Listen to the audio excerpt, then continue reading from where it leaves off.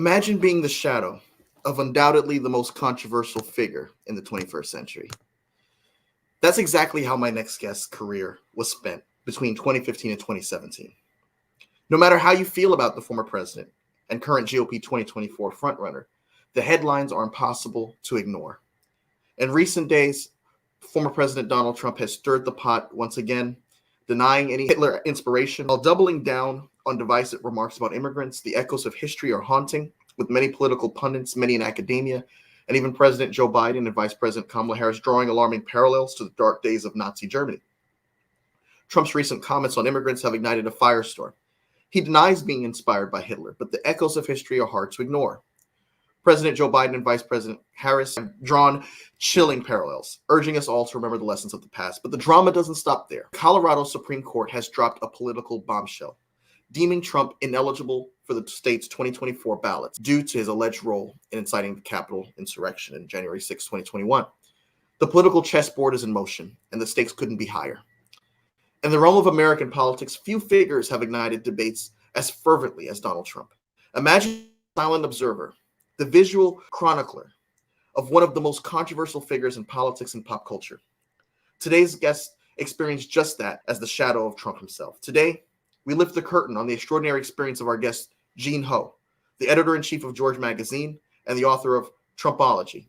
For 3 decades, Gene's lens captured the highs and lows of sports, entertainment, and political celebrities.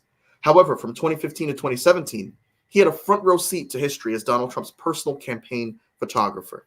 What was it like, Mr. Ho, to be the personal photographer for Donald Trump during transformative years? First of all, thank you very much for having me on your show. And your show is exactly what we are trying to do at George, is get different voices out. For example, a lot of people don't know, I saw him, I believe he was on there, Jamie Harrison, who is, I believe, the DNC chair. He's a person that I saw you just interviewed. And he's a guy that I know, I love. I think he's great.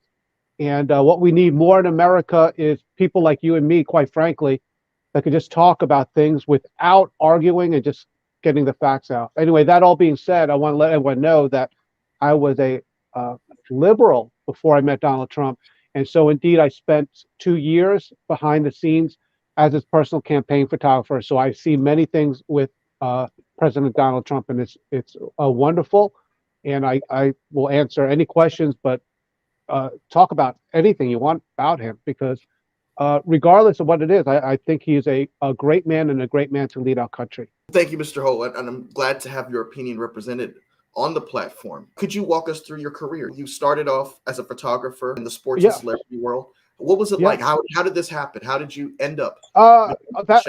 Really, it's a wonderful question. A lot of people don't know I was actually a celebrity photographer. I used to give workshops in front of thousands in Las Vegas. Companies would sponsor me just to say that, hey, Gene Ho uses our product, our old camera lenses or whatever. I was friends with the artist formerly known as Prince. I was hanging out as the photographer for the Atlanta Falcon football cheerleaders, did photos for many celebrities. So really it wasn't a big deal when Donald Trump asked me to take pictures of him before he actually ran for president officially. So I did one job for him, loved him, loved his magnetic personality, loved how he treated me, especially, and now we're both here as minorities. I could tell you this, growing up as a Chinese boy, very sensitive, very acute to people that are prejudiced. I could pick up on that very well. I grew up with it, where people smile in front of me and then I turn around and I know they're making squinty eyes at me with their fingers. So I understand that. And people that are minorities understand that, and they have an acute sense of it. With Donald Trump, I didn't feel that at all. I saw how he treated other people. But most of all, I learned how he treated people when the camera was not around. When I was standing by, looking like no one was watching Donald Trump, I seen him interact with people outside the realm of the media cameras. So let's dig into that a little bit more. You've had access to the former president like none other before. Okamoto served as Lyndon B. Johnson's White House photographer, which set the precedent and the tradition of a president having his own personal shadow follow him for some historic moments and some intimate moments with folks that may not have been in the limelight all of the time, like you had mentioned. Could you share some insight about Donald Trump as you came to know him between those initial years of him as a candidate in 2015 to becoming the president elect and then becoming the president of the United States, one of the biggest upsets in American history? Absolutely. I'll give you an example. And I was in rooms where there was only Donald Trump speaking with a group of people, Secret Service, and me in the back of the room just sitting there documenting it. But one instance I'll never forget, they had a round table, and in the round table, Donald Trump said, okay, let's go around the room, introduce each other, and tell me what you do. So one person comes up, yes, Donald Trump, I was served as a senator of this and this. Oh, wow, everyone's impressed. Next person going down the line, yes, I run a Fortune 500 company, do this. Goes down the line. And Mike, I'm telling you, got to one guy, I knew he was nervous. And he goes, Donald Trump, I own fast food restaurants. And then you would think being in a room embarrassed next to senators, Fortune 500 CEOs. And now you got, the guy that owns the restaurants, the Kentucky Fried Chickens. And you know what he said? Donald Trump goes, oh, that is so amazing. Which one is your most profitable franchise? And this guy's eyes lit up. Donald Trump made this guy look like he was the coolest guy in the room. In other words, other people would be like, I don't even know what you're doing here. You own these little restaurants. What do you own? A little Hardee's? What do you do? Taco Bell? No, he made this guy the coolest guy in the room. I'm telling you this. The media could say whatever they want, but it's interesting. How long have I been around? And the only one that gives me the time of day is, quite frankly, people like your show, some alternative right shows. Why has no one ever seen me on some of the bigger mainstream media outlets? Because I'm telling stories like this, really. That's all I could tell you is what I've seen. So there you go. I've asked this question to President Obama's White House photographer, Pete Souza. Was there ever a day where you woke up, you conducted yourself as usual, and it ended up being a day in which you took an iconic photograph that would most likely end up in the Trump library whenever that is established? Yeah, and it's one of those that has never been published, and it is my favorite photo. But Mike, when I was first starting, I had exclusive access to Donald Trump. In fact, like if I could call up anybody, I could say, hey, I'm going to be in your neighborhood with Donald Trump. Do you want to go meet him? That was early on. And then it all stopped about a year into the run because Secret Service came. So now I didn't have the authority to say, hey, would you like to meet Donald Trump? I had to ask permission and all this stuff. So it was a year of working for Donald Trump before I got a chance to introduce Donald Trump to my wife and my son, who, by the way, my son is biracial. And so I had to get it cleared and all this stuff. And then finally, Donald Trump meets my wife and son. And then he doted on my son like it was his own grandson. And he just looked at him, he goes, beautiful, beautiful. And so my wife picked up my son. He was very young at the time. Donald Trump posed for a picture, and I'm telling you, like, very few people have ever seen that photo, but it is by far my favorite. I don't know if they'll make the National Archives at his library, but I am sure that it is by far my favorite photo that I ever took of Donald Trump. How do you believe your role as photographer shaped the narrative around Trump, and what insights can you offer into the power of visual storytelling in politics? Wonderful question. See, here's the thing. I was never a professional political photographer. I was a professional wedding photographer. I was actually doing the weddings of different celebrities and different people. So I used a specific lens that I made famous, quite frankly, in the wedding industry. It's called the fisheye lens. And up till then, really nobody ever used the fisheye lens per se in the political realm. But the reason why it was so impactful is because when we went to the rallies, if you remember, Donald Trump was always like, mainstream media, turn the cameras around, pan the cameras. See, they won't pan the cameras. But I was there with the fisheye lens to be able to capture the absolute insane crowd sizes that he was getting. And then, of course, my boss, Stan Scavino, would post it on his Twitter and everything else. But that's how it all started, because I was documenting it fairly from the eyes of people that were there at the rallies. That is why it bounced boomeranged against the mainstream media, because everyone that was going to the Trump rallies was like, this place is massive. There are so many people here. But yet the mainstream media was trying to portray it as only zooming in on Donald Trump and not showing the crowd. They did not tell the story. And so with my camera, I told the story, and that's why it was so believable to people that saw my work.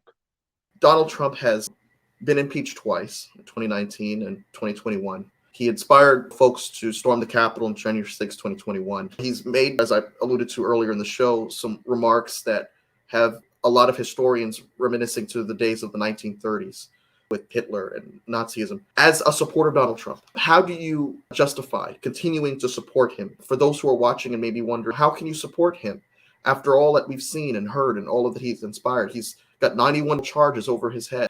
He's not eligible to be a candidate as of now, according to the Colorado Supreme Court and the Colorado Republican primary. He has advocated for suspending parts of the Constitution so that he could be reinstated as president. What are your justifications for supporting Donald Trump as a candidate in 2024? My justification is very simple. Are we better off today, as Ronald Reagan said, today or 4 years ago? Now, Mike, anyone I ask that question for, if anyone says, you know what, man, times are good. You know what? People are afraid of Biden. Like, we're so respected in the world. Oh, everyone loves Biden.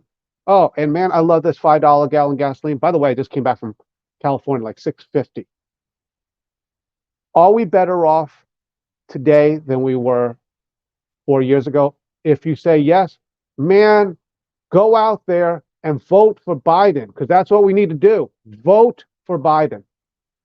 Very simple. Vote for Biden. However, if to yourself and to the core of it that you feel, hey, realistically, quite frankly, it was so much better when Donald Trump was president. Vote for Donald Trump. I don't care either way. I just want you to vote. However, when it comes to me and my personal justifications, everyone always asks me this. Oh, how could you vote? This man is so vile. Oh, whatever. Is it possible? Is it very possible? Maybe that the media is painting in one way, because I am telling you, it is the exact opposite of the man I spent 2 years with. And it's very interesting.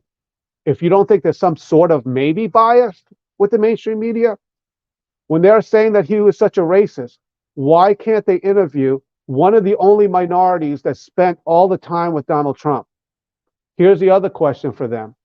All right. And this is how I know your audience will know, and they can sense the truth coming from my voice. If I wanted to, I can sell my story for millions of dollars. There were some people writing negative books about Donald Trump that spent maybe a fraction, some of them only like 2 or 3 days with him. And they write tell-all books and they make millions. As a minority, as a person that spent time with Donald Trump, I could have put a weave of lies and I would have no problem making all the money in the world. And I could probably be very effective in taking Donald Trump down. But that's not what happened. When has anyone ever seen me on some of the bigger news channels? Ever? No, because maybe they don't want to hear what I have to say. And what I have to say is going to be the truth. Because if it wasn't the truth and I was after money, trust me, man, I could make a lot of money by telling a book of lies about Donald Trump. So there you go. I mean, people that watch it, you know what they're going to say? Listen, I really hate Donald Trump, but that Gene Ho, he sounds like he's a straight up man and he tells the truth. That's why I have so many people following me, because I'm just telling everyone what is the truth and what I believe. And what does people say? Oh, Gene Ho, you're lying. Do I sound like I'm lying? I don't know. If you think so, cool. All right, I'm a liar.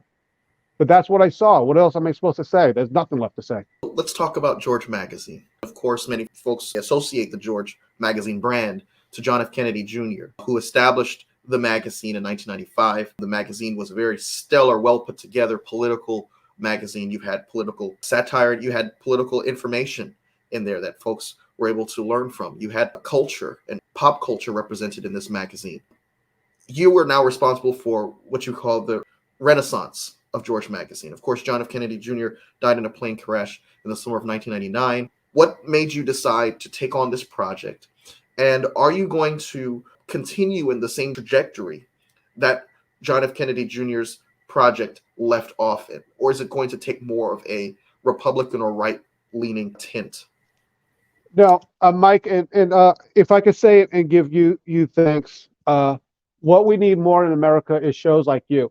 Man, I came on your show, and I'm not sitting here getting softballs, but neither is it that you are doing it. You're just telling really good questions that I know your viewers want to see. It's very interesting because at George Magazine, what we're trying to do here is exactly that. What we're trying to do is unite America by giving voices to people on the far right, far left, center, all over, so people can make their own decision of what to do. So far, we've interviewed and we featured a lot of people on the far right. We've also featured, we interviewed RFK Jr. He gave us the exclusive interview right before he announced his independent run, gave us the exclusive interview. We just, for this newest issue, interviewed Governor Mike Huckabee, who is, of course, Republican and evangelical Republican. Going into the future, we're going to interview other people, some on the far right, some on the far left, and we're going to let people decide for themselves whether they like them, whether they support them, whether they're crazy, whatever. It doesn't matter. What has happened in America with mainstream media is that they, the media, go out there and say, listen, this is what we think you should believe, so we're going to paint that. For us and George, and I'll be honest, I believe for you, Mike, is you're just saying, hey, let me interview these persons. Let me give them some tough questions. Let me let them talk. And let's find out what they're really like. And then you're not saying Gene Ho's a great guy or Gene Ho's a bad guy. You're saying, here you go. This is him. You might hate him. You might like him. You might be a liar, whatever. But you let the people decide. And that's what we need more in America. And that's what we're doing at George. We present the information, interview them. In fact, most of the interviews are verbatim. So when we interview a lot of these people, we set the recorder and then we transcribe it exactly what they're saying without us trying to interweave what we think about them and what we think they really meant by it.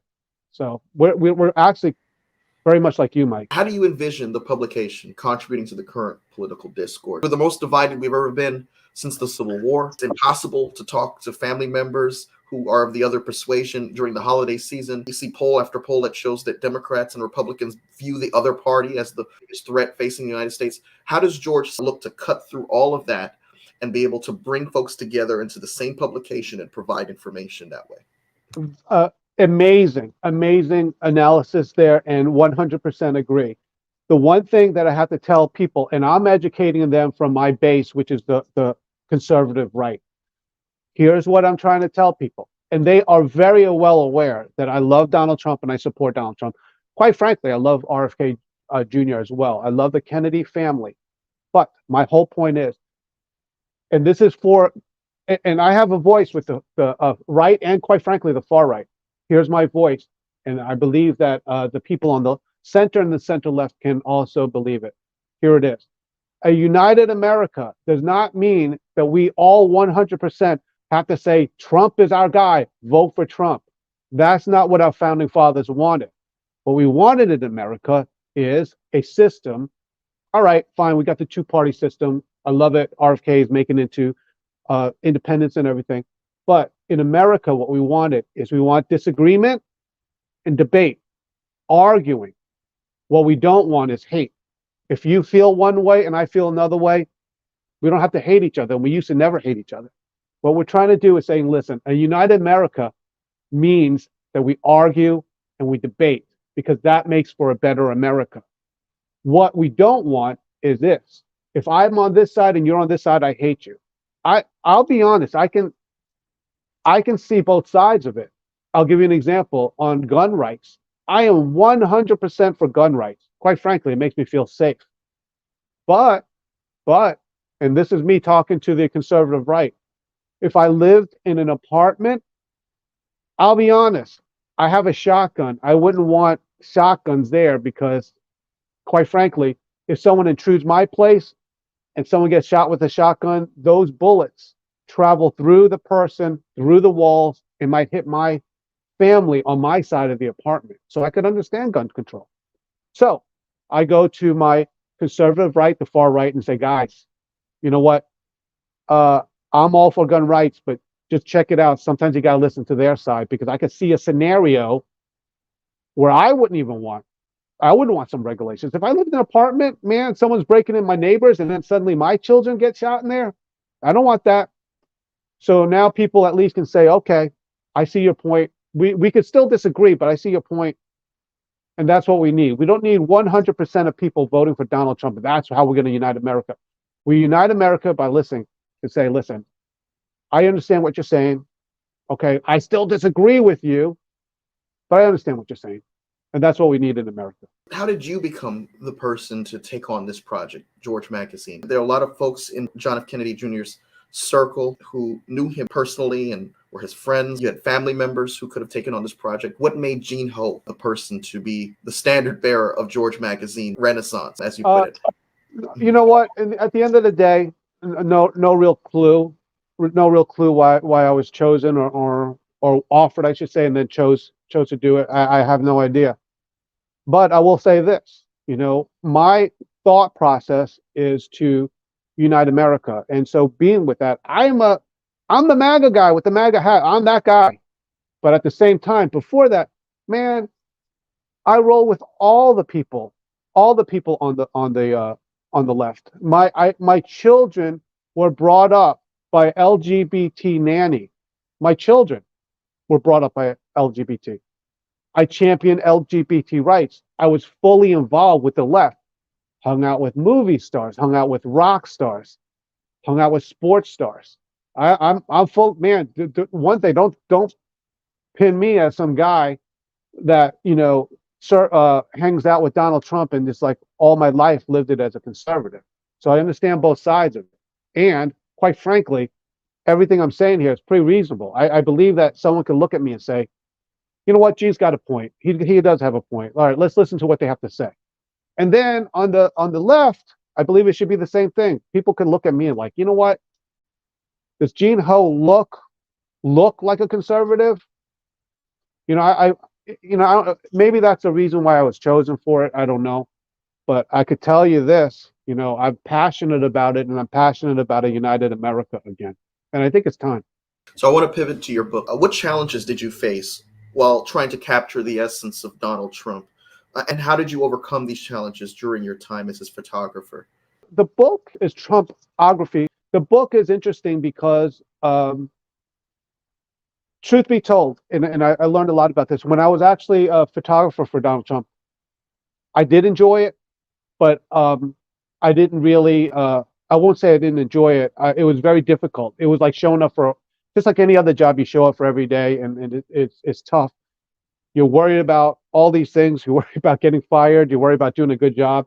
Donald Trump is a very, very, very tough boss to work for. He's very demanding, and he expects things a certain way. There was times where he would look at my photos and just absolutely hate them, and I would just be upset about it. There were other times that he looked at him, he's like, yeah, good job, and patted me on the back. So it was very difficult. It was a very boss, but the process of it is, I said to myself, that is the guy that you want running the nation, whether you love him or you hate him. And I love him, but whether you love him or hate him, let's face it, man, the guy could do a really, really good job in running a country and running a business. You had the privilege of being behind the scenes during the 2016 campaign and the first part of the presidency of Donald Trump. During that time period, we saw very memorable photographs. There comes to mind the photograph of Trump, his family, Mike Pence, all gathered together watching the 2016 election results.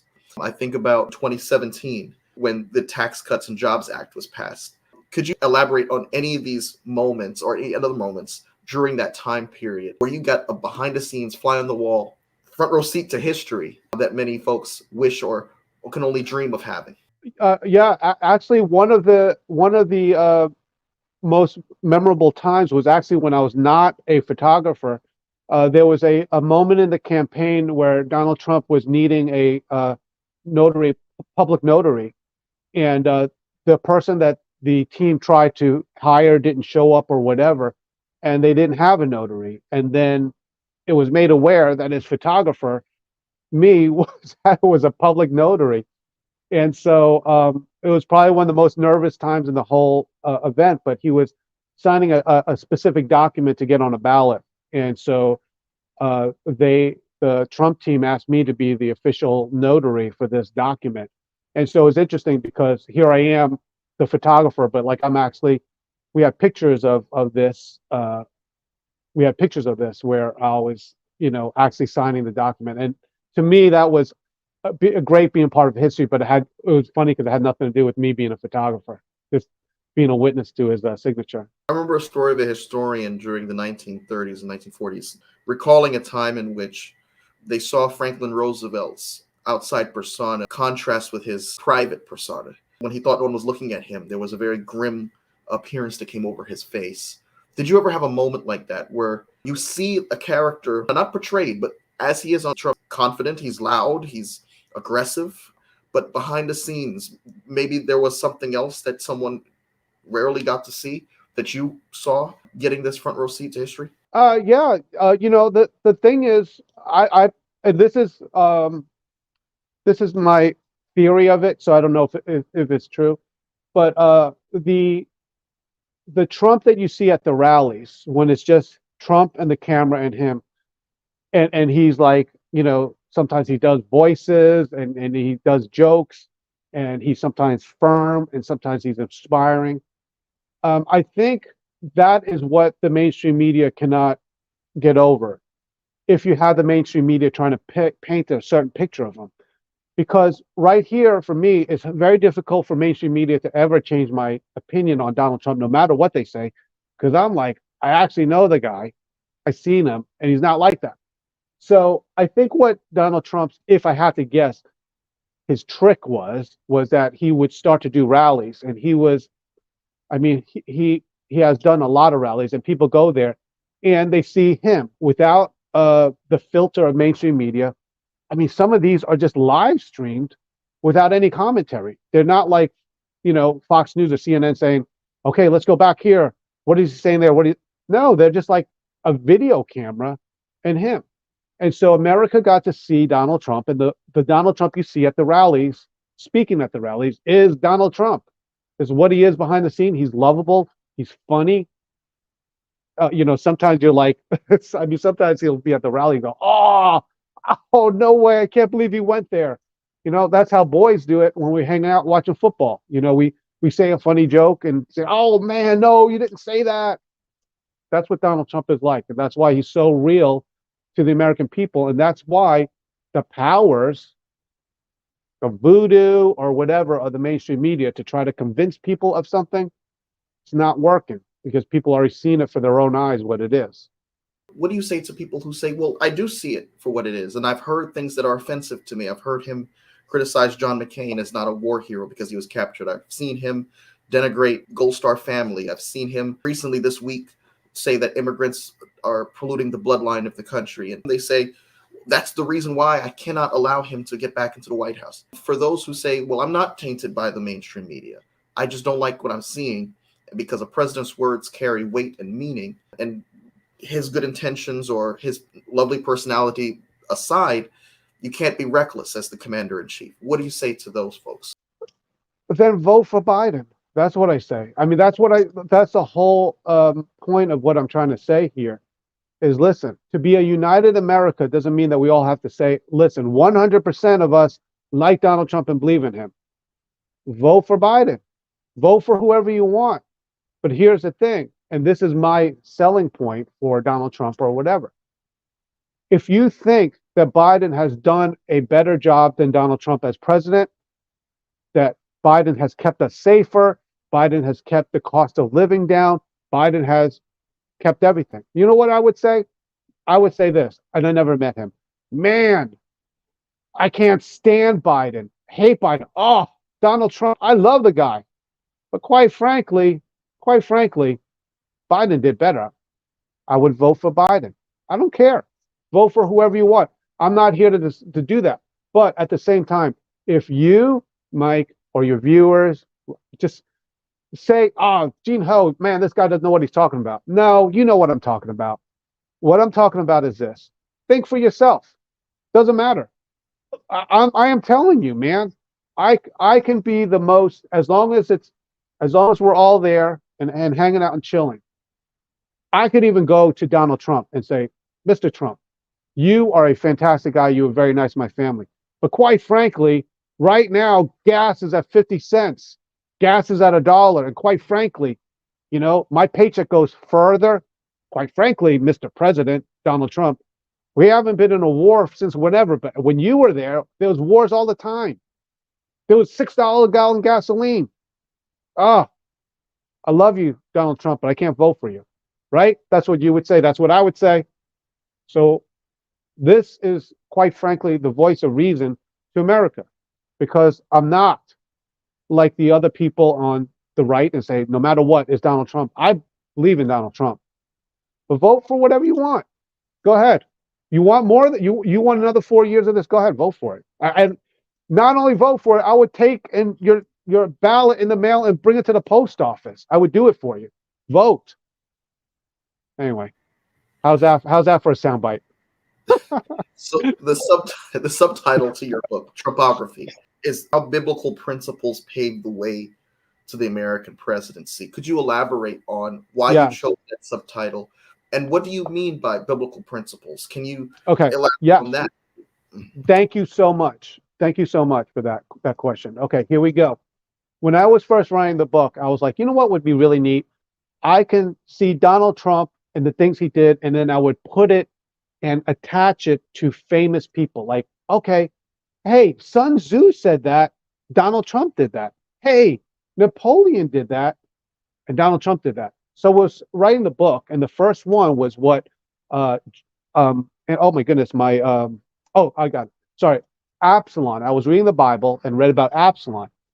And Absalom, according to the Bible, might not have been the best guy in the world, but he was amazing, because what Absalom did was, when people would come up to him, they would say, oh, you're the king's son. You're the king's son. Let me bow down to you. And then Absalom would go, no. You don't bow down to me. I'm just a man like you. Get up.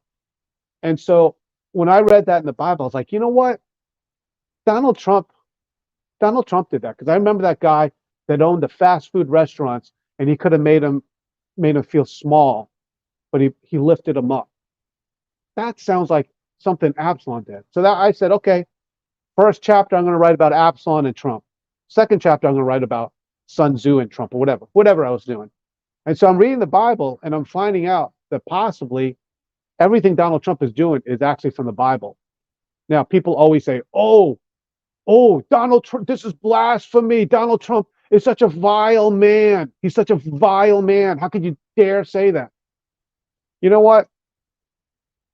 Bad people, if he was bad, can use Bible principles. Good people can do Bible principles and succeed.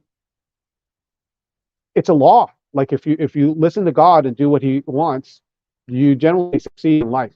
At least that's what I've seen. And my point is with this is that I believe God can use whoever he wants. Let's see. Let's go down the line. He used King David, who's a murderer, right? He used who else? All these people that he used in the Bible that were very flawed, and people could point at one thing that they did and say, disqualifies you, David. You committed adultery.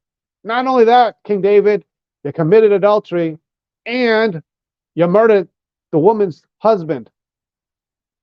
You're disqualified. Okay. All right. God used him very mightily.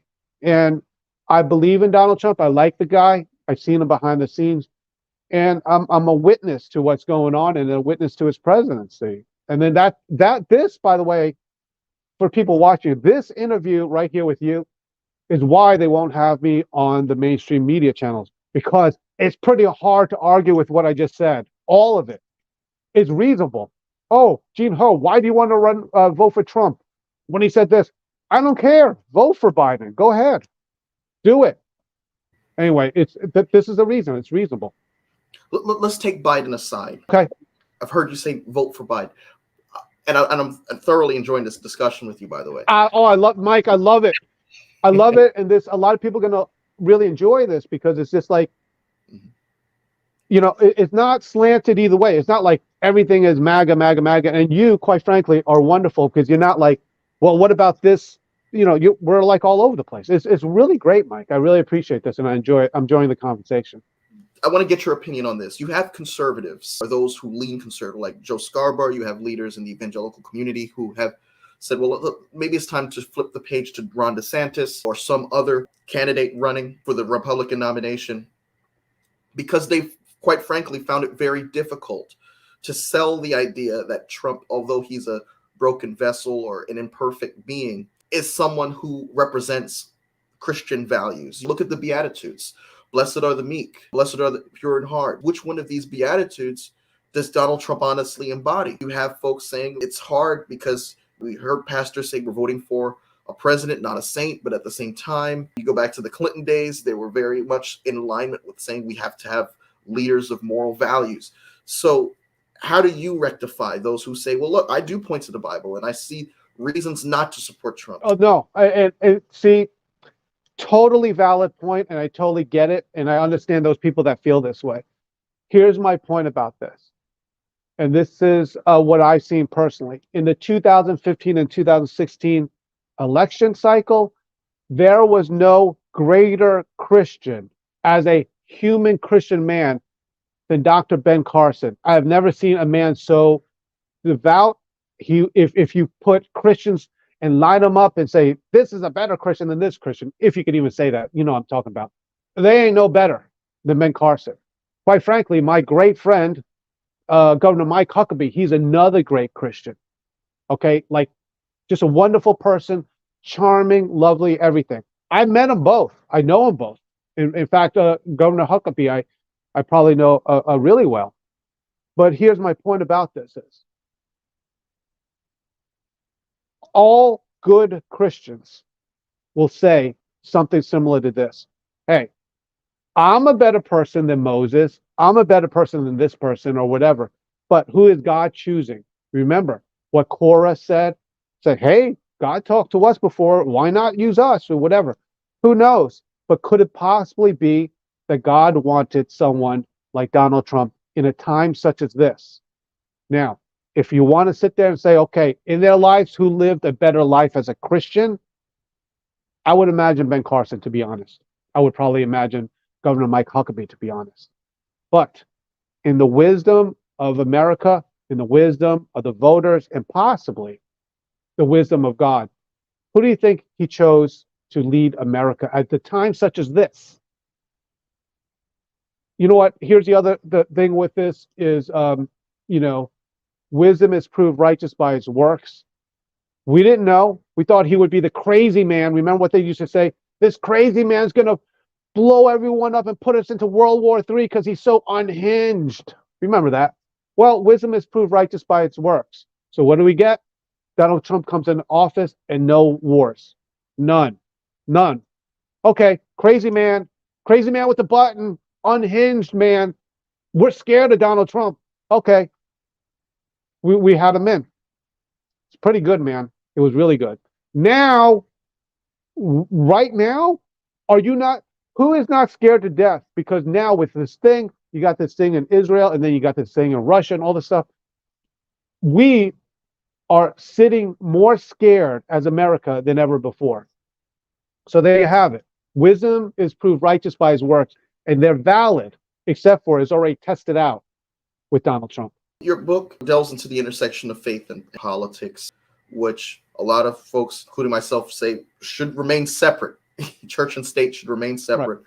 Could you elaborate on some of the principles in action that you saw in the Trump administration that align with the biblical principles that you talk about in your book? And if you could elaborate on your opinion on whether or not church and state should be together or separate. You have Marjorie Taylor Greene, who just blatantly said out loud, look, let's do away with this separation of church and state nonsense.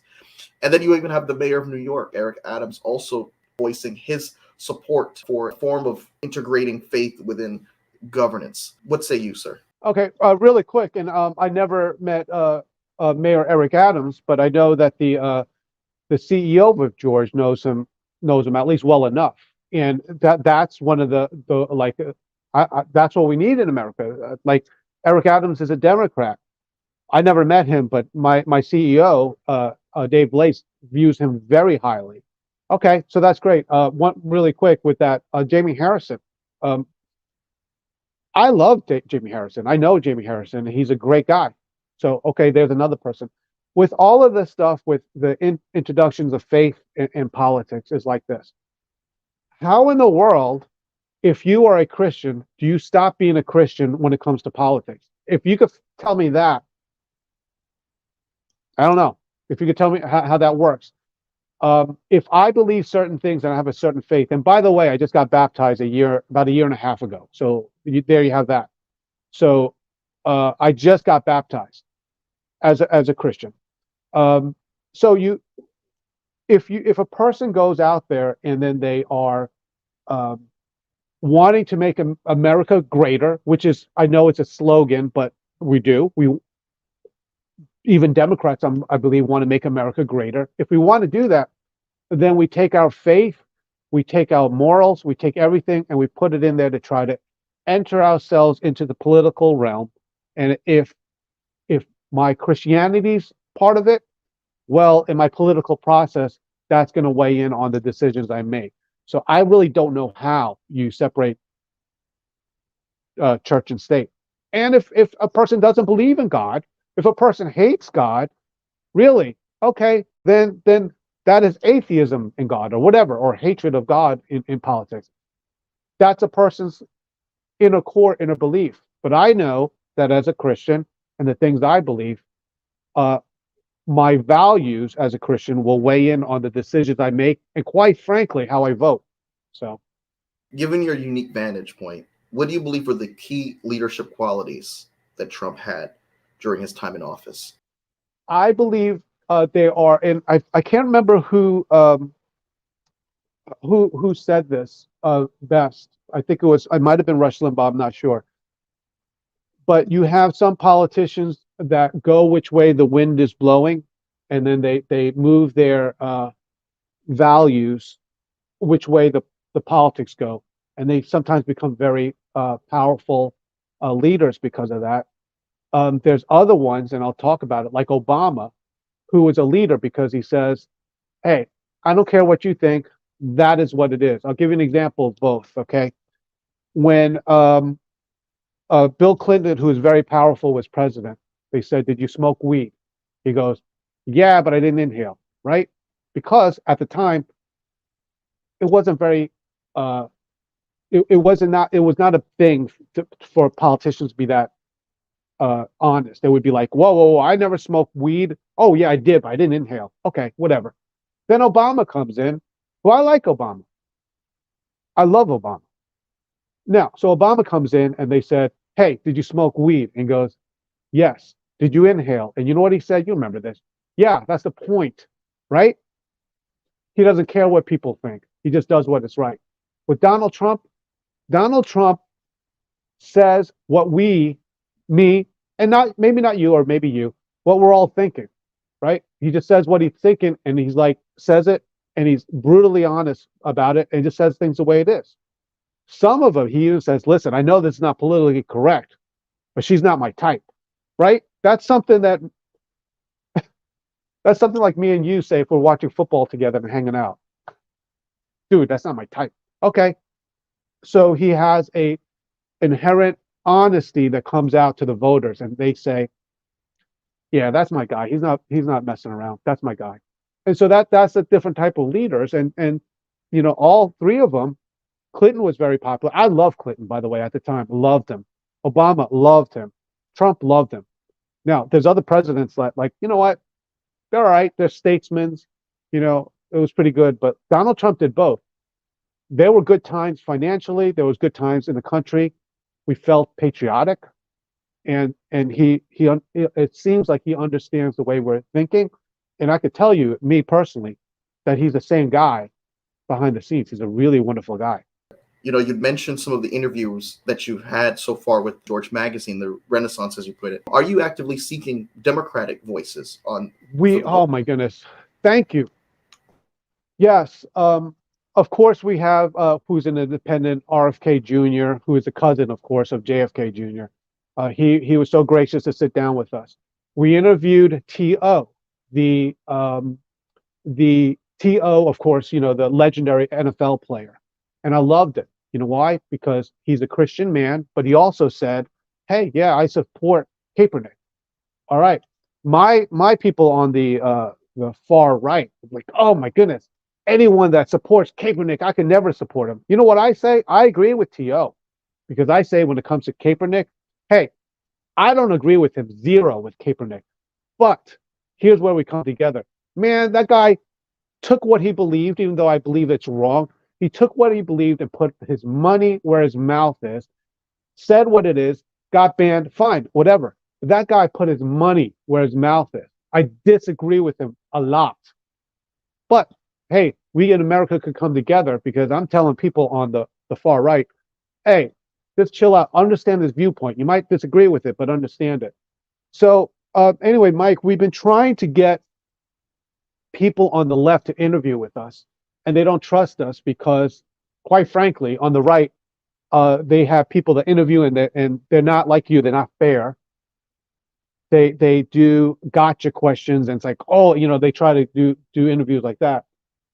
I don't know what it takes to earn the left's trust, but we've been trying. I won't name the names, but I sent out personally emails to their camps. Please, could you interview with us? We'll be fair. We just want your viewpoint, and they have not. And some of these are iconic names on the left, and I'm asking that if people that watch you that are on the left, please, I mean, like, inquire about us doing a feature of you, because quite frankly, they're afraid of us. They're afraid that because they see Trump on the cover or MAGA stuff on it or whatever, that we're going to booby trap them or whatever. No, we want to have them hear. We want to hear their voices, and then the people on the right say, "I told you." They interviewed that guy. He's stupid. He's still stupid, and he's still an idiot. Thank you. Okay.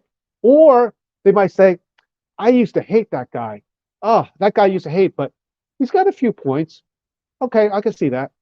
But it's not my decision, and I'm not trying to brainwash someone into what to think. We present it, and the people can figure out on their own. And quite frankly, if people are watching this, I know what they're going to say. Man, I hate Trump. But this photographer, yeah, he makes some sense. I get where he's going. How do you not watching me? It's just like that's what we need in America. Just like, I never thought about that. I really didn't think about that. And if people could start thinking that way, we could have a united America. And again, a united America doesn't mean 100 people, 100% of the people vote for Trump. I would like that. I would like that math to be all red when come election time. I really would.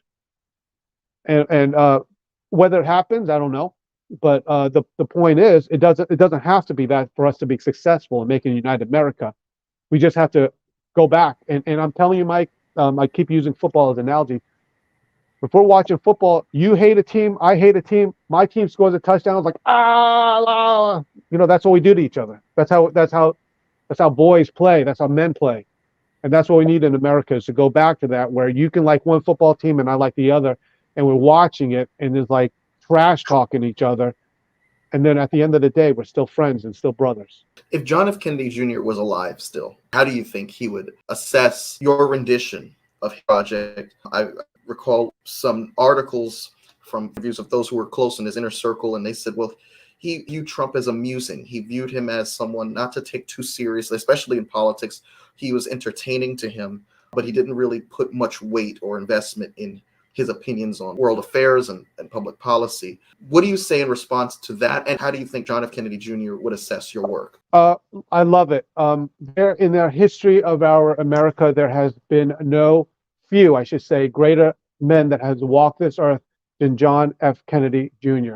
Now, here's the thing. When we interviewed his cousin, RFK said, John, I think he didn't say John. He said John would be proud of what you are doing here at George, and here's why. And it's a reason.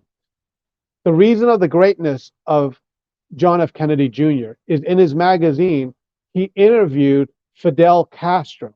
Fidel Castro was his dad's arch enemy during the Cuban Missile Crisis, and John F. Kennedy interviewed him.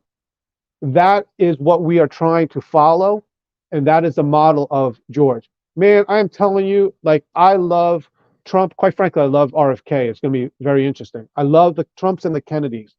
And I love a lot of people that even want to interview on the far right. And we will. But the point is, do we or the mainstream media, do they have the guts to bring someone like me onto their program? Someone that disagrees with them and someone that might change people's minds about what they think about Donald Trump or whatever. We are openly saying, please, if you're a big name on the far left or whatever, we would like to interview you. And we're trying, man. We are trying. I mean, that's our goal, to interview, and they won't come on. They won't come on. And we're trying. And I think to carry on the legacy of JFK Jr., a person that interviewed his dad's arch rival. It's crazy. I mean, if you think about it, it should be like, well, I think this of him. I'm not going to feature him. Okay. You and my dad didn't get along. Okay. Go talk. And that's what we want people to do, is listen to other sides and make their own decisions. Not my decisions, what I think. I might convince you or try to convince you. But at the end of the day, that's why it's funny. It's like, who's a Trump supporter that goes on to a show and says, you like Biden? Have at it. Vote for him. Anyway. What is the takeaway from your book, Trumpography, that you think readers would be most surprised about? Very good. Is almost designed to trigger people, because people will look at that and say, this is blasphemy. Donald Trump using biblical principles? This is blasphemy. But the point about this is that if you feel that way, then you should also feel that God can use anyone and motivate and shape, like a potter, anyone, quite frankly, including myself. Because, Mike, I'm very famous in my old place in Myrtle Beach for my days of partying, my days of going out to the clubs. Quite frankly, like a lot of things, I've been very famous for living my life one way. And the power of God, as a person who got baptized last year, and as a person that people can look at and say, wow, dude's reasonable. Gotta listen to him. It shows the hand and the power of God in our life. Well, Mr. Gino, thank you so much for what you brought to the table today. If you would like to have me on George Magazine, Voice of Absolutely. Oh my goodness. You see, this is what we need more of. It. I'm not joking. We need more in America, people like you. I love it because when people watch this, which I'm not knocking the other shows, but when people come and say, oh, you think Donald Trump is great, I think Donald Trump is great, tell me how Donald Trump is great. Instead, you bring on the tough questions. And quite frankly, even Donald Trump said that. He goes, I don't mind the tough questions. They just have to be fair. And you are, sir, you are very fair, and you have a great perspective of it. So thank you. And for sure, I'll be in touch with you with my publicist, Izzy, and all that stuff. Awesome. Thank you so much. And thank you, sir. Trumpography. Yeah. Oh, yeah, really quick. The name of the book is Trumpography. But if you want to follow me, go to georgemagazine.com, georgemagazine.com. And God bless you. And I hope everyone has a great holiday. Thank you, sir. With that being said, that'll be episode 123 of the Political Mike podcast. Thanks for tuning in. Thank you.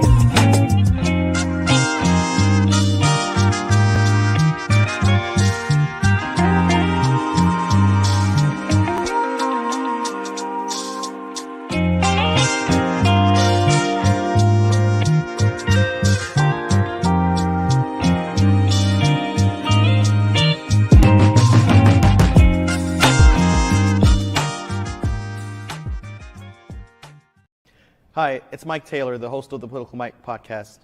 If you like what you heard tonight, I want to invite you to subscribe to our YouTube channel. I also want to ask you to please follow along on Spotify, Apple Podcasts, Google Podcasts, iHeartRadio, TuneIn, and Amazon Music. You can also follow along and keep up with the conversation through our Telegram channel. Follow us on Twitter at @ThePolyMike, and follow us on Instagram. Thank you so much, and no matter what part of the political spectrum that you fall on, I want to encourage you to stay engaged, stay a part of the conversation, and stay informed. Thank you.